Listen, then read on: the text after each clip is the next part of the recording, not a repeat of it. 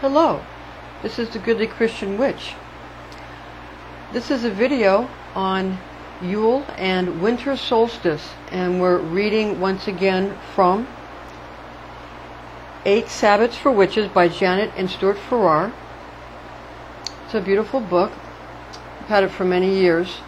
It's a staple for people studying Wicca or witchcraft, and it was published in 1981 by Phoenix Publishing, Inc. The illustrations are by Stewart Farrar and the photographs by Ian David and Stewart Farrar. Other books by Janet and Stewart Farrar: What Witches Do, also The Witch's Goddess, and The Witch's Way. So again, 8 Sabbats For Witches by Janet and Stewart Farrar. Okay, we're going to read the chapter on Yule for Winter Solstice. We're reading through this book to cover all 8 Wiccan Sabbats. So before we begin, we're going to go ahead and we're going to ring the bell, create a sacred time.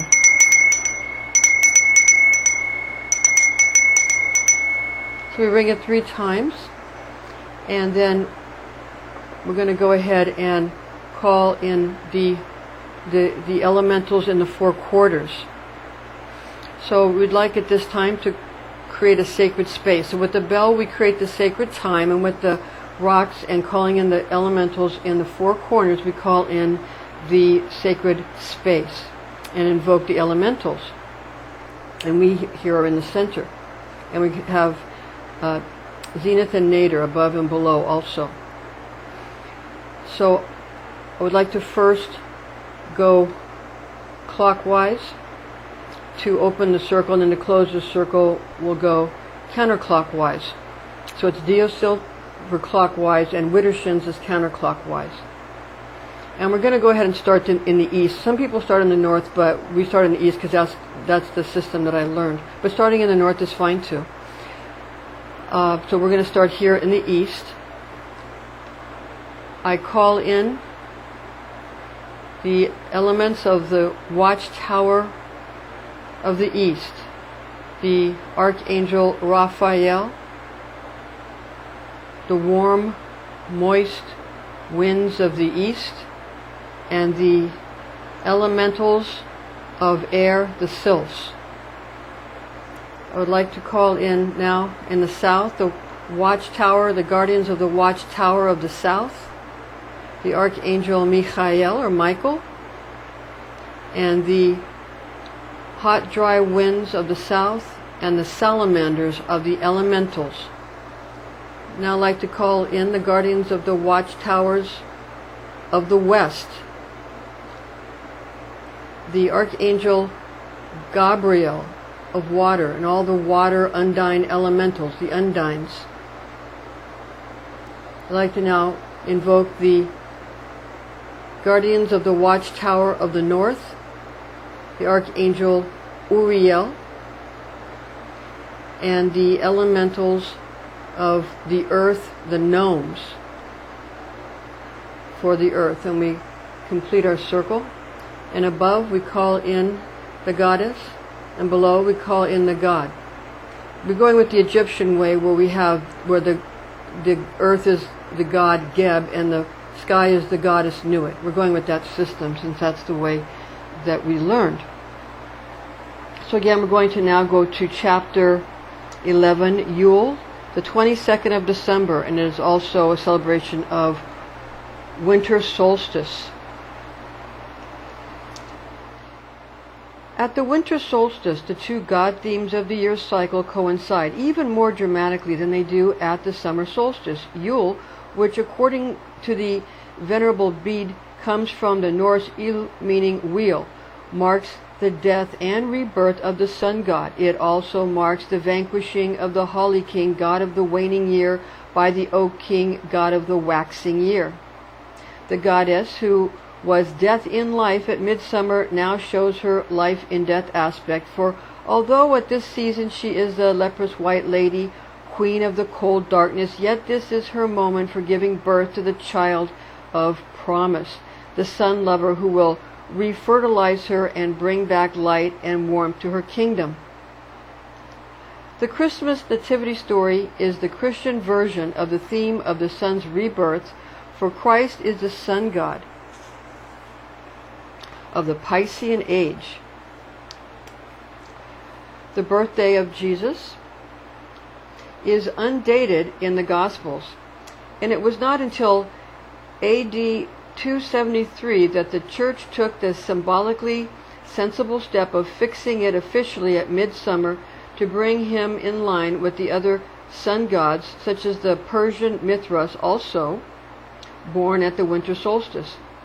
As Saint Chrysostom, Archbishop of Constantinople, a century later explained with a commendable frankness, the nativity of, quote, the Son of Righteousness had been so fixed in order that, quote, while the heathen were busied with their profane rites, the Christians might perform their holy ones without disturbance, unquote. Quote, profane, unquote, or, quote, holy, unquote, depend on your viewpoint. Because basically both were celebrating the same thing, the turning of the year's tide from darkness towards light. St. Augustine acknowledged the festival's solar meaning when he urged Christians to celebrate it for him who made the sun, rather than for the sun itself. Mary at Bethlehem is again the goddess as life in death. Jerome, the greatest scholar of the Christian fathers who lived in Bethlehem from 386 till his death in 420, tells us that there was also a grove of Adonis, or Tammuz, there. Now Tammuz, beloved of the goddess Ishtar, was the supreme model in that part of the world of the dying and resurrected god. He was, like most of his type, a vegetation or corn god, and Christ absorbed this aspect of the type as well as the solar one, as the sacrament of the bread suggests. So, as Fraser points out, the Golden Bow, page 455, it is significant that the name Bethlehem means the house of bread. The resonance between the corn cycle and the sun cycle is reflected in many customs. For example, the Scottish tradition of keeping the corn maiden, the last handful reaped at the harvest, till Yule, and then disturbing it among the cattle to make them thrive all year. Or, in the other direction, the German tradition of scattering the ashes of the Yule log over the fields, or of keeping its charred remains to bind in the last sheaf of the following harvest. Here again, we meet with the magical properties of everything about the Sabbat fire, including its ashes, for the Yule log is, in its essence, the Sabbat bonfire driven indoors by the cold of winter. Now, on the side here, we're going to just go ahead and read the footnotes here, because it's not too long, so we're going to go ahead and read it. Magical transference of fertility from one season to another by a charged physical object, particularly by grain or its products, or by the byproducts of fire, is a universal custom. Speaking of the temple of Aphrodite and Eros on the northern slope of the Acropolis, where Aphrodite of the gardens dwelt, Geoffrey Grigson tells us, quote, it was to this temple that the two children, paid a ritual visit every spring, bringing with them from Athena's temple on the summit loaves shaped like phalluses and snakes. In Aphrodite's temple, the loaves acquired the power of fecundity. In autumn, they were taken back to the Acropolis and crumbled into the seed grain to ensure a good yield after the next sowing. The Goddess of Love, page 162.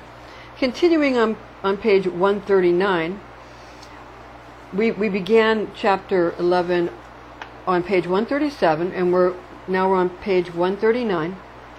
But to return to Mary, it was hardly surprising that for Christianity to remain a viable religion, the Queen of Heaven had to be readmitted to something like her true status with a mythology and a and a popular devotion far outstripping, sometimes even conflicting with, the biblical data on Mary.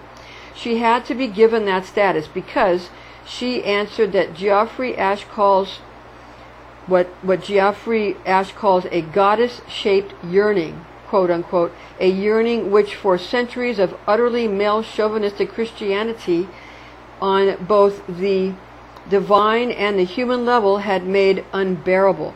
It should be emphasized that the Church's male chauvinism was not inaugurated by Jesus, who treated women as fully human beings, but by the pathologically misogynistic and sex-hating St. Paul.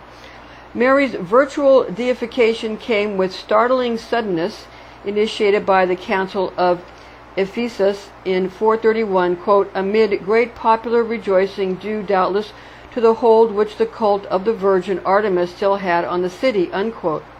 Encyclopedia Britannica, Ephesus entry.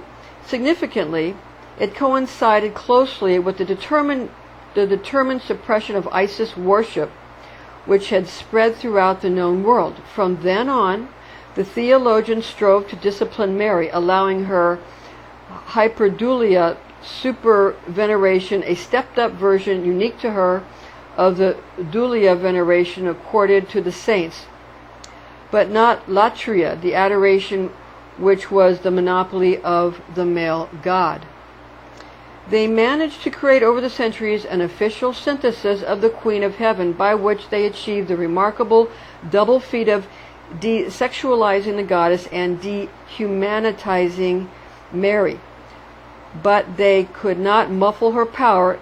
It is to her that the ordinary worshipper, knowing and caring nothing about the distinction between hyperdulia and latria, turns, quote, now at the hour of our death, amen. Now we're going to page 140, continuing. Protestantism went to the other extreme, and in varying degrees tried once again to banish the goddess altogether. All it achieved was the loss of magic, with Catholicism, in however distorted and crippling a form, retained, for the goddess cannot be banished. For a fuller understanding of the Marian phenomena, see Ashe's The Virgin and Mariana Warner's Alone of All Her Sex. The goddess at Yule also presides over the other god theme, that of the Oak King and the Holly King, which survived too in popular Christmas tradition. However, much official theology ignored it.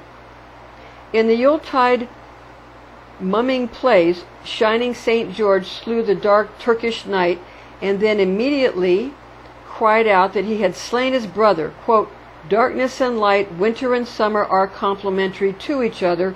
So on comes the mysterious doctor with his magical bottle, who revives the slain man, and all ends with music and rejoicing. There are many local variations of this play, but the action is substantially the same throughout. Doreen Valiente, An ABC of Witchcraft, page 358 to 360, Yuletide mumming still strives locally, for example, in Drumquin County, Tyrone, where exotically masked and costumed young farmers go from house to house enacting the age-old theme with words and actions handed down from their ancestors. Radio Telephus Irian made an excellent film of it as their entry for the 1978 Golden Harp Festival.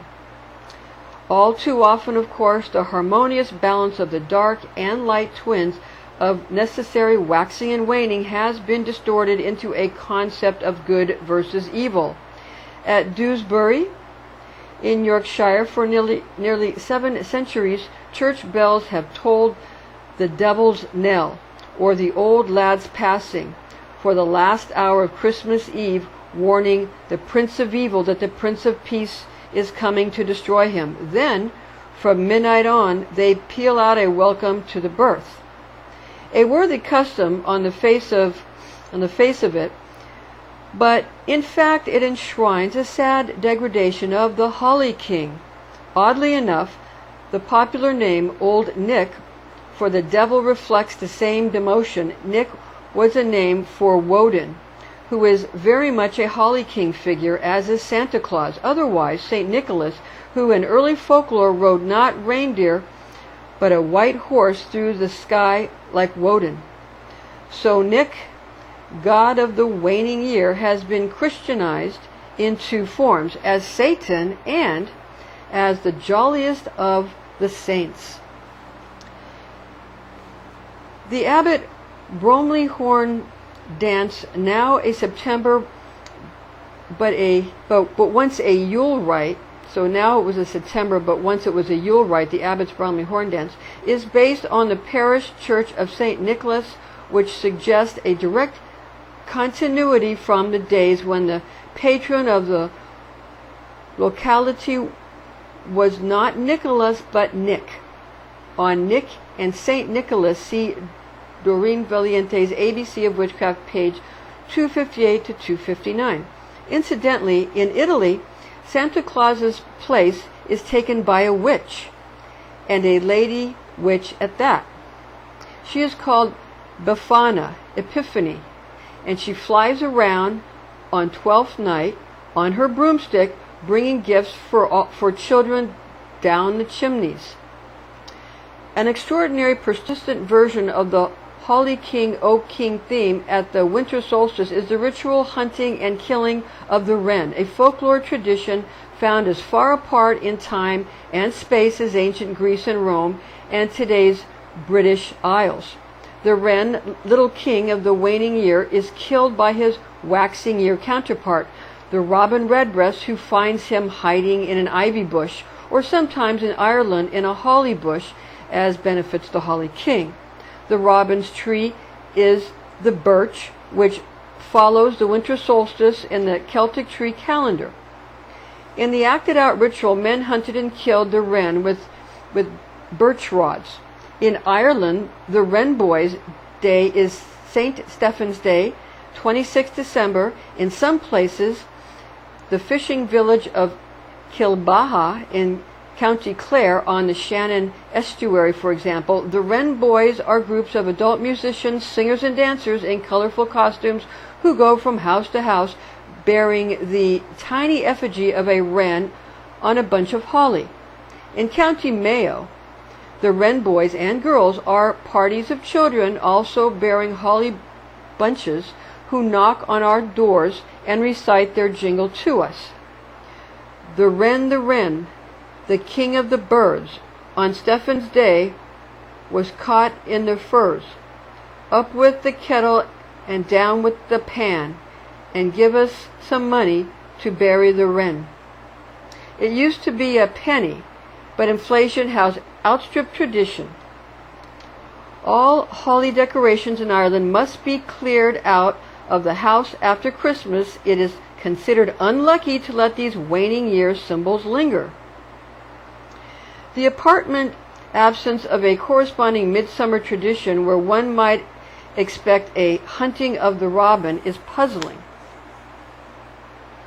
Continuing to page 152 and 153, 142 and 143. But there may be a trace of it in the curious Irish belief about a Kinkisha, a child born at Pentecost, Kinsis, that such a person is doomed either to kill or be killed unless the cure is applied. This cure is to catch a bird and squeeze it to death inside the child's hand while reciting 3 Hail Marys. In some places, at least, the bird has to be a robin, and we feel this is probably the original tradition, for Pentecost is a movable feast falling anywhere from 10th May to 13th June, i.e. towards the end of the Oak King's reign. It may be that long ago a baby born at this season was in danger of becoming a substitute sacrifice for the Oak King, and what better escape than to find a replacement in the shape of his own bird substitute, the robin redbreast. And the kill or be killed danger may be a memory of the Oak King's destiny of killing at midwinter and being killed at midsummer.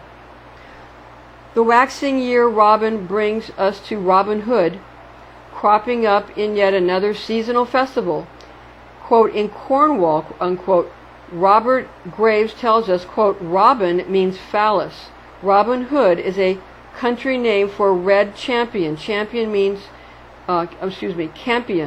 means champion, perhaps because its cloven petals suggest a ram's hoof, and because red champion was the title of the witch god Hood or Hud, meant log.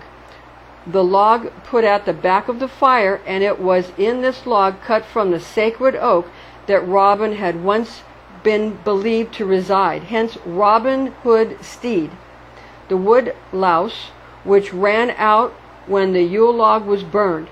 In the popular superstition, Robin himself escaped up the chimney in the form of a robin, and, when Yule ended, went out as Belin against his rival Bran, or Saturn, who had been lord of misrule at the Yuletide revels. Bran hid from pursuit in the ivy bush disguised as a gold-crest wren, but Robin always caught and hanged him. The White Goddess, page 197. Mention of the Celtic tree calendar and of Graves' White Goddess is most detailed modern analysis. Brings us back to the goddess and the sun god aspect. As will be seen in our diagram on page 26, Graves' quote, 5 stations of the goddess, unquote, are distributed around the year, but 2 of them, death and birth, are together on consecutive days at the winter solstice, 22nd and 23rd December. The latter is the extra day which does not belong to any of the 13 tree months. Before it comes Ruis, the elder tree month, and after it comes Beth, the birch tree month, the pattern whose symbolism will repay study, though preferably in the context of the whole year's calendar. It is as follows around the winter solstice: 25th November to 22nd December, Ruis, the elder tree, a tree of doom and of the dark aspect of the goddess with white flowers and dark fruit. Quote, elder is the lady's tree, burn it not, or cursed you'll be, unquote.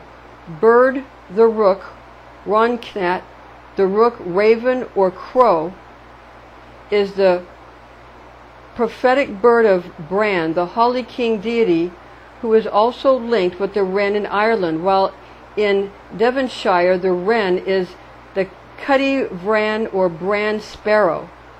Color blood red, ruad, line from the Song of Amergin, quote, I am a wave of the sea, unquote, for weight. 22nd December, death station of the goddess. Tree, the yew, idho, and palm. Metal, lead. Bird, eagle, iliad, color very white, urfind. 23rd December, the extra day, birth station of the goddess. Tree, silver fir, alum. The original Christmas tree, also mistletoe. Metal, silver. Bird, lapwing. It's Edhirshilog. The piebald trickster, color piebald, alad. Amergin asks, quote, who but I knows the secrets of the unhewn dolmen, unquote.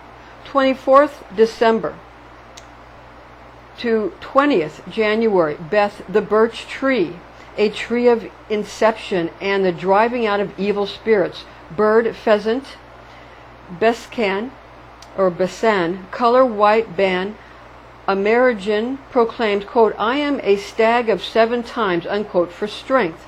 The winter solstice, rebirth, and the goddess's part in it were portrayed in ancient Egypt by a ritual in which Isis circled the shrine of Osiris 7 times to represent her mourning for him and her wanderings in search of the scattered parts of his body.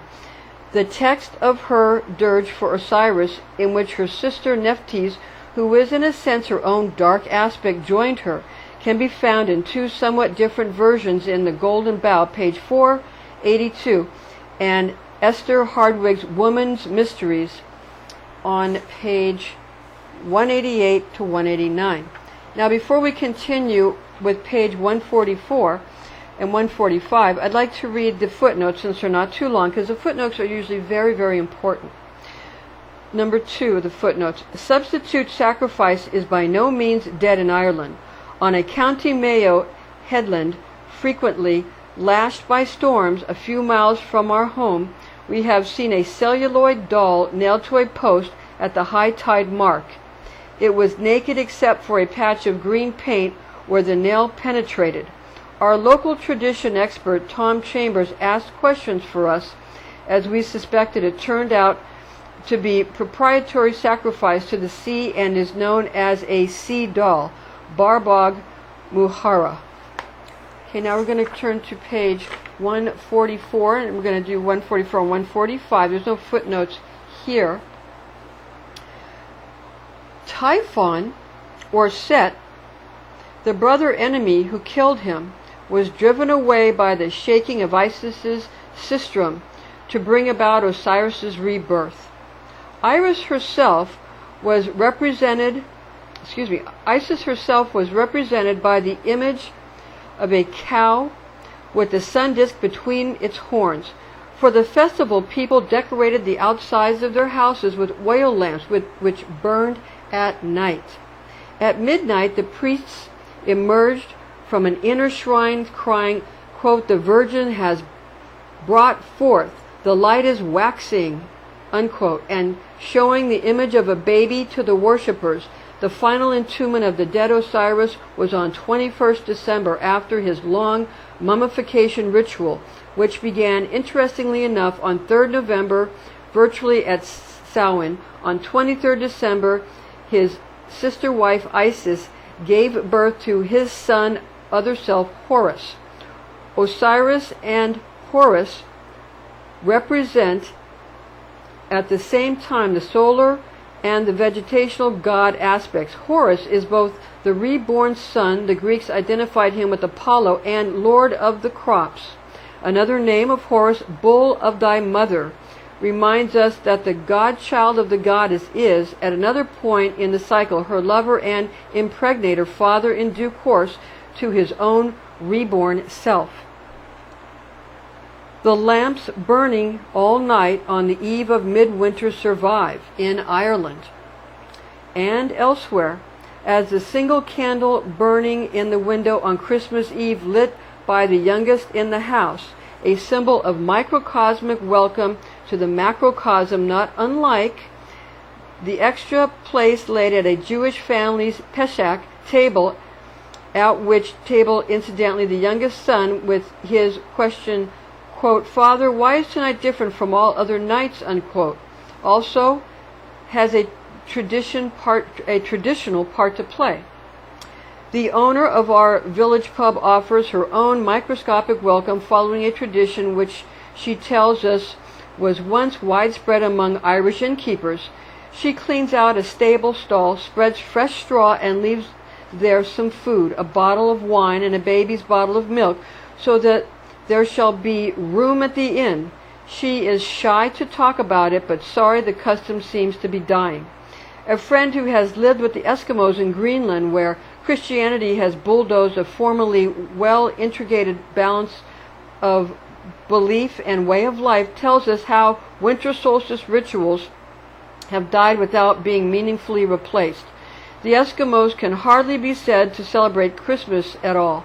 In comparison with the festival as it is known in the older Christian countries, yet the traditional solstice rites, which apparently were memorable occasions, are no longer observed because they departed on exact reckoning of the solstice by stellar observation, a skill which the present generation no longer possesses. So much for the blessings of technological civilization. Continuing, in Athens, the winter solstice ritual was the Lenaea, the festival of the wild women. Here, the death and rebirth of the harvest god Dionysus was enacted.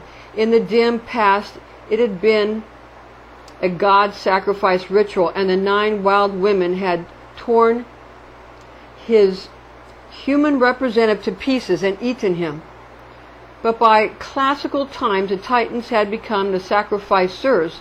The victim had become replaced by a goat kid, and the 9 wild women had become mourners and witnesses of the birth. See the White Goddess, page 399. The wild women also appear in northern Ireland as the Whale-Criges, the Valkyries. They rode with Woden on his wild hunt. In the Book of Shadows, Yule ritual, only the rebirth of the sun god is featured, with the high priest calling upon the goddess to, quote, bring to us the child of promise, unquote. The Holly King, Oak King theme is ignored, a strange omission in view of its persistence in the folklore of the season. We have combined the 2 themes in our ritual, choosing the Oak King and Holly King by lot, as at midsummer immediately after the opening ritual, but postponing the slaying of the Holly King until after the death and rebirth of the sun. A problem arises over the Oak King's crown. While at midsummer, oak and holly leaves are both available, at Yule, oak leaves are not. One answer is to gather oak leaves in advance in the summer or autumn, press and lacquer them, and make a permanent Oak King's crown for Yuletide use. Another, less fragile perhaps, is to make your permanent crown of acorns when they are in season. Or you can use the winter leaves of the holm or evergreen oak, the Quercus ilex. Now, failing all these, make the crown of bare oak twigs, but brighten it with Christmas tinsel or other suitable decoration. At Yule, the goddess is the leprous white lady, the white-haired one, life and death. So we suggest the high priestess should again wear the white chiffon or net tabard we described for Samhain, a dramatically effective addition if she possesses one, or it can be afforded, is a pure white wig, preferably long. If yours is a sky-cat cloven, she will take off the tabard before the great rite, but retain the wig if she is wearing one, because it symbolizes her seasonal aspect. The high priestess lament, quote, return, O return, unquote, is a slightly adapted form of Isis's lament for Osiris mentioned above. If, as is more than likely, you have a Christmas tree in the room, any lights on it should be switched off before the circle is cast. The high priest can then switch them on immediately after he lights the cauldron candle. If there is an open fireplace in the room, a Yule log can be burned during the Sabbath. It should, of course, be of oak. The preparation. The cauldron is placed by the south candle with an unlit candle inside it, and wreathed with holly, ivy, and mistletoe. Crowns for the Oak King and Holly King are ready beside the altar.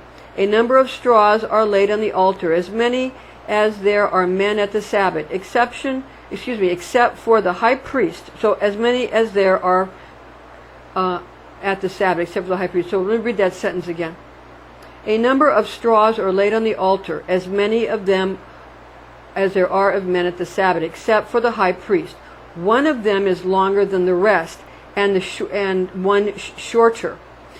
As at midsummer, if the high priest decides to nominate the 2 kings instead of drawing lots, the straws are not needed. A blindfold is ready by the altar for the Holly King. A sistrum for the high priestess is laid on the altar.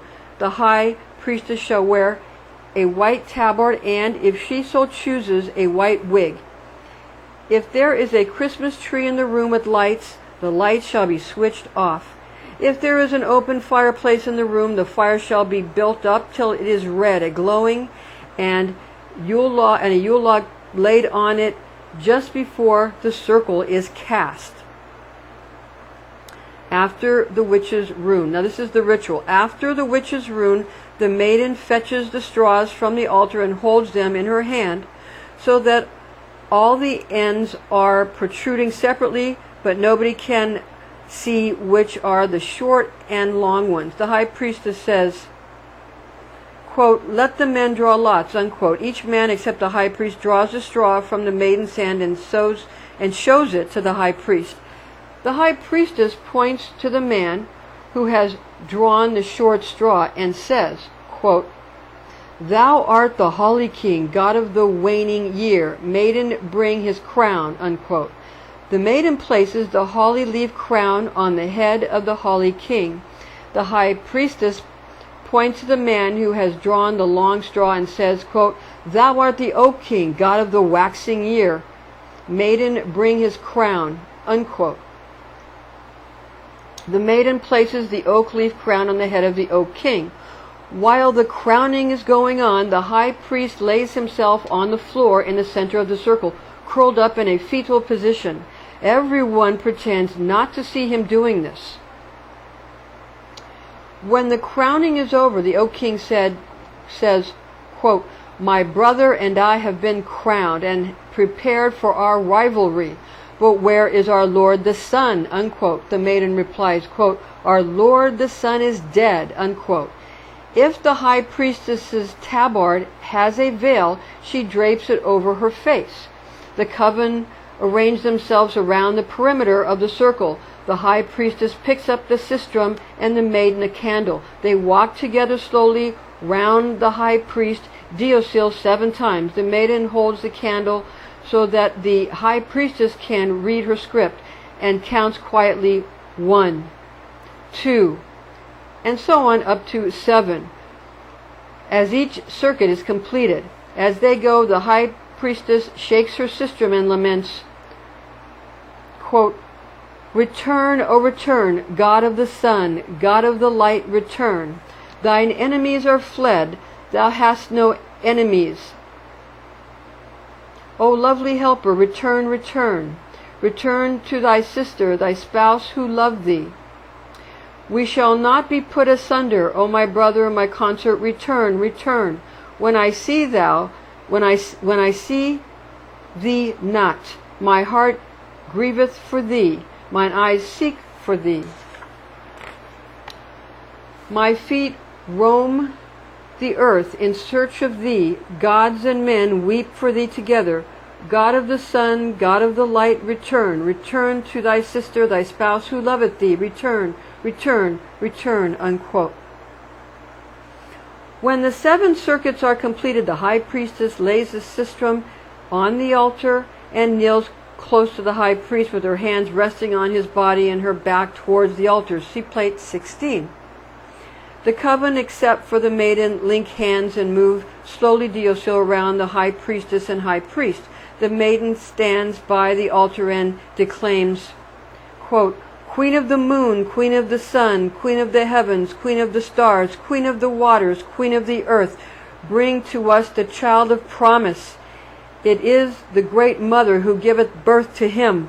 It is the Lord of life who is born again. Darkness and tares are set aside when the sun shall come up early," unquote. The maiden pauses in her declamation, and the high priestess rises to her feet, drawing the high priest to his feet. If she is veiled, she throws the veil back from her face. High priestess and high priest face each other, clasping each other's crossed over hands, and start to spin Diocil inside the coven. The coven circling becomes joyous and faster. The maiden continues, quote, "Golden sun of hill and mountain, illumine the land, illumine the world, illumine the seas, illumine the rivers. Sorrows are laid, joy to the world. Blessed be the great goddess, without beginning, without ending. Everything everlasting to eternity. Eo, Evo, He, blessed be. Eo, Evo, He, blessed be. Eo, Evo, He, blessed be," unquote. Now, before we continue with this text on page 149, we're going to read the footnote number 3, since again it's not too long. Written by Doreen Valiente, with words suggested by a Christmas carol in Carmina Gadelica, collected by Alexander Carmichael from Agnes Gunn, a cotter of Lewis. See Carmina Gadelica, Volume 1, page 133, or The Sun Dances, page 91. Quote, "It was the first chant or invocation I ever wrote for Gerald." Doreen tells us at Yule 1953 she thinks he gave her the task of writing words for the evening ritual without warning after lunch. Quote, "deliberately throwing me in at the deep and to see what I could do," unquote. Continuing with the text on page 149, the coven joins in the chant Evo, Eo. It's Evo, Evo. He blessed be. So again, it's quote, Evo, Evo. He blessed be. And the maiden puts down her script and candle and joins the circling ring. The chanting and circling continues until the high priestess cries, "Down." When all are seated, the high priest stands up again and goes to the altar to fetch a candle or taper. He carries it to the cauldron and with it lights the candle in the cauldron. He then returns the first candle or taper to the altar. If there is a Christmas tree with lights, he now switches on the lights. He then takes his place in front of the altar where the high priestess joins him, and they stand facing the seated coven. The high priestess says, quote, "Now at the depth of winter is the waning of the year accomplished, and the reign of the Holly King is ended. The sun is reborn, and the waxing of the year begins. The Oak King must slay his brother, the Holly King, and rule over my land until the height of summer, when his brother shall rise again," unquote. The coven stand and, except for the two kings, withdraw to the perimeter. In the center of the circle, the two kings stand facing each other, the Oak King with his back to the west and the Holly King with his back to the east. The Oak King places his hands on the Holly King's shoulders, pressing downwards. The Holly King falls to his knees. Meanwhile, the maiden fetches a scarf, and she and the Oak King blindfold the Holly King. They both now move away from the kneeling Holly King. The high priestess walks away slowly round him Diocil 3 times. She then rejoins the high priest in front of the altar. The high priest says, quote, "The spirit of the Holly King is gone from us to rest in Caer Arianrod, the castle of the silver wheel, until with the turning of the year the season shall come when he shall return to rule again. The spirit is gone. Therefore let the man among us who has stood for that spirit be freed from his task," unquote. Now I'd like to just read this footnote before I complete the chapter. Number 4, the footnote, pronounced yo, avo, hey, the a as in day, the Greek bacchanalian cry. For some thoughts on this possible sexual significance, see Doreen Valiente's Natural Magic, page 92. So to end with the chapter in 8 Sabbats for Witches on chapter 11 on Yule that covers the winter solstice, I'm going to continue here. The high priestess and maiden step forward again and help the Holly King to rise. They lead him to the west candle, where the maiden removes his blindfold and the high priestess his crown, laying them beside the candle. The man turns and again becomes an ordinary member of the coven. The great rite is now enacted, the maiden standing by with the athame and the Oak King with the chalice.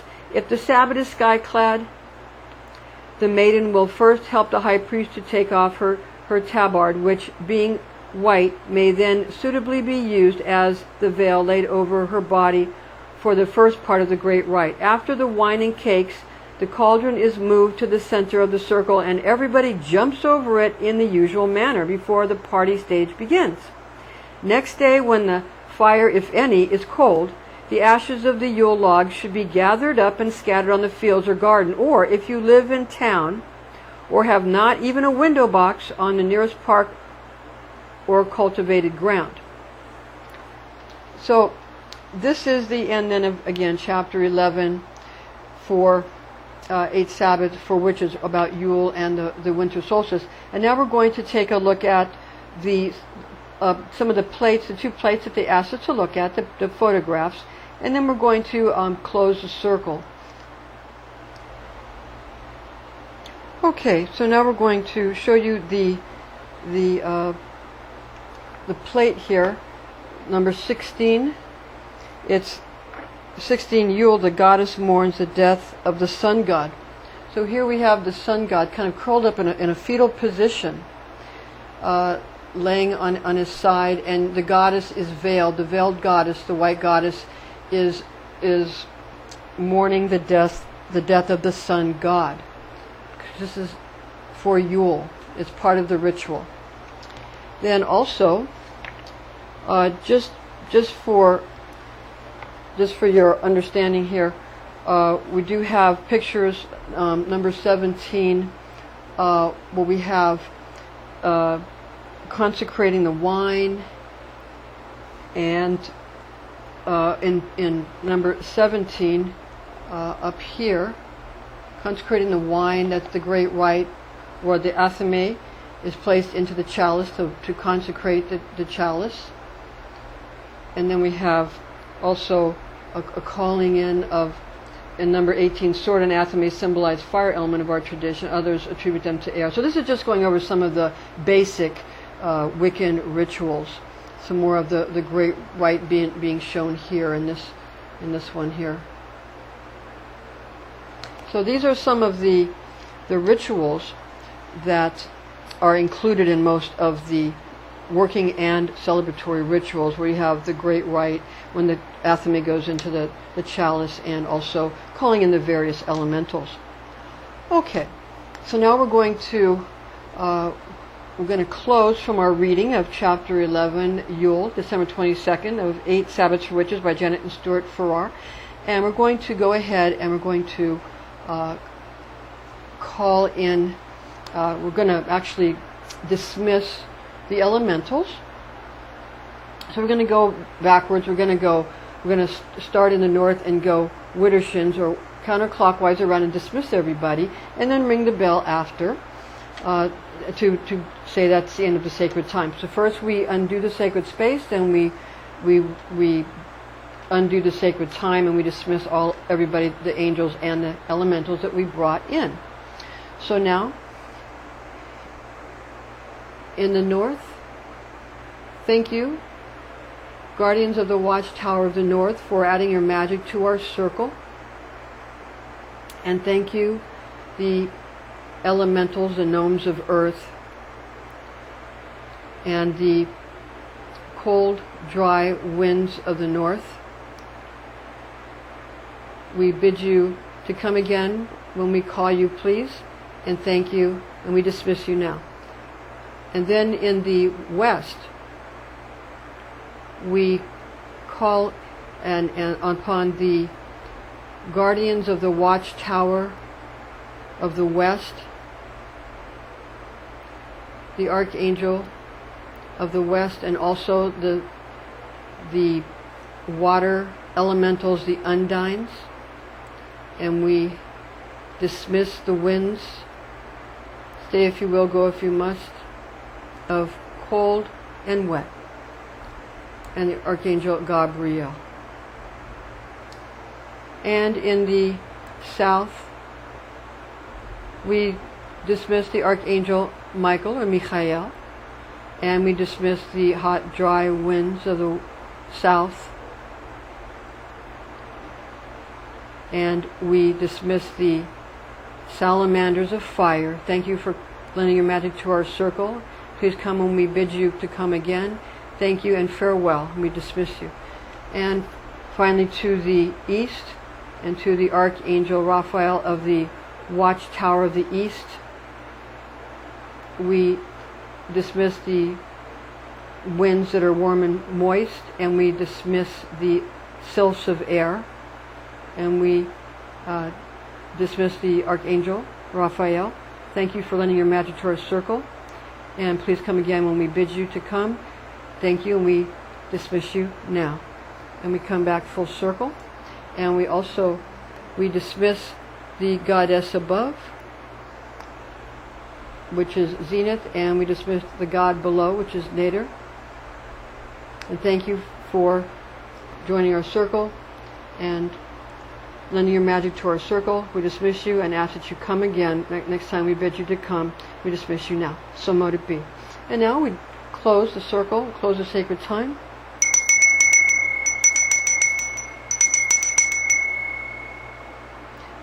Blessed be.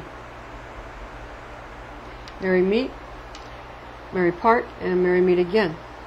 This is a goodly Christian witch. Thank you.